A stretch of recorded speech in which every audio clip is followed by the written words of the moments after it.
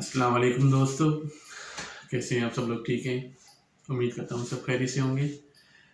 आज के इस वीडियो सेशन में कोई टॉपिक नहीं है, बल्कि एक बात है जो मुझे अच्छी लगी, तो मैंने सोचा कि आपके साथ भी शेयर कर दूँ। आज सुबह की बात है, एक सॉन्ग सुन रहा था और काफ़ी पुराना सॉन्ग है, सबको पसंद आया है और आपने भी ज़रूर सुना होगा। वो सॉन्ग कुछ इस तरह है कि ज़िंदगी और कुछ नहीं, तेरी मेरी कहानी है। बहुत ही बेहतरीन सॉन्ग है। तो पहले तो वो सॉन्ग सुना, उसके बाद फिर जब एक इंटरव्यू चला संतोष नायर, यानी कि जिसने वो सॉन्ग लिखा है, उसके वाले से, वो भी बहुत इमोशनल वीडियो है, आपको टाइम मिले तो देख लेना।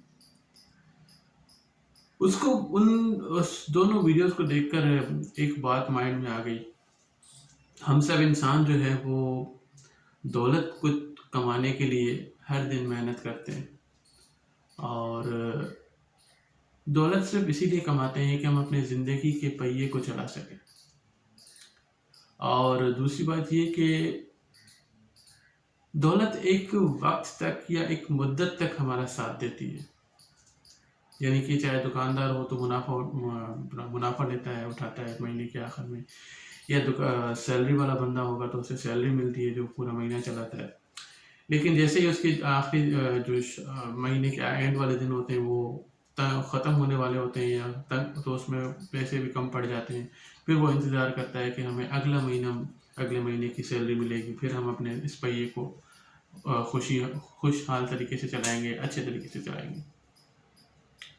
लेकिन कभी इस बात पर गौर किया है कि दौलत तो अपनी जगह बिल्कुल ज़रूरी चीज़ है और ज़िंदगी को जीने के लिए, ज़िंदगी के चरखे को चलाने के लिए चाहिए, मगर एक और चीज़ भी है, वो है इज़्ज़त।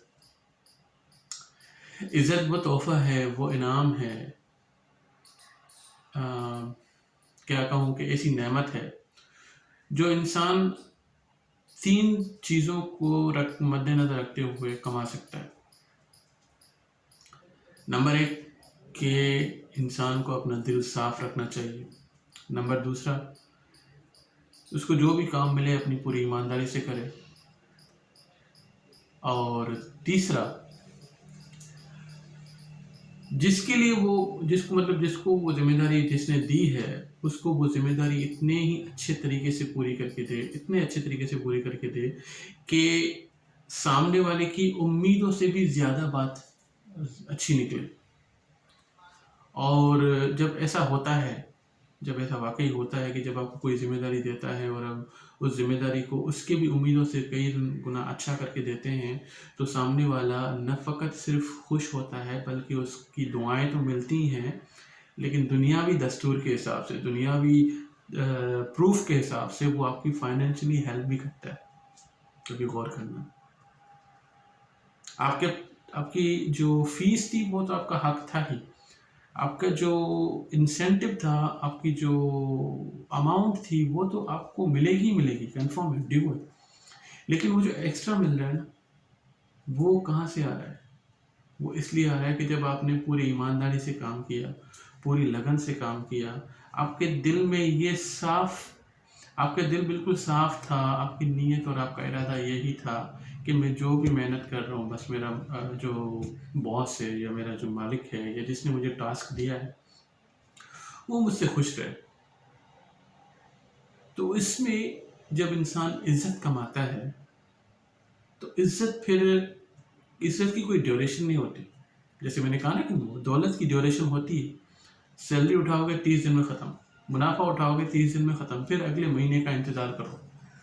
लेकिन जब इज्जत कमा लेते हैं किसी भी तरीके से, कहीं किसी भी इन्वायरमेंट में, किसी भी ऑर्गेनाइजेशन में, किसी भी जगह पे जब हम इज्जत कमा लेते हैं तो उसकी ड्यूरेशन नहीं होती, उसकी कोई मुद्दत नहीं होती और उसकी तो कोई क्राइटेरिया भी नहीं होती। किसी ने खूब कहा है कि ज़िंदगी के पहिए को चलाने के लिए दौलत बहुत ज़रूरी है, बहुत अहम है, इंसान को दौलत कमानी चाहिए, लेकिन इज्जत इस तरह से और इतनी कमाओ कि आपका दुश्मन भी आपका दोस्त बन जाए। है थोड़ी सी खुश्क किस्म की बात, आपको अजीब लगेगी कि यार दुश्मन भी दोस्त कैसे बन सकता है, बनेगा।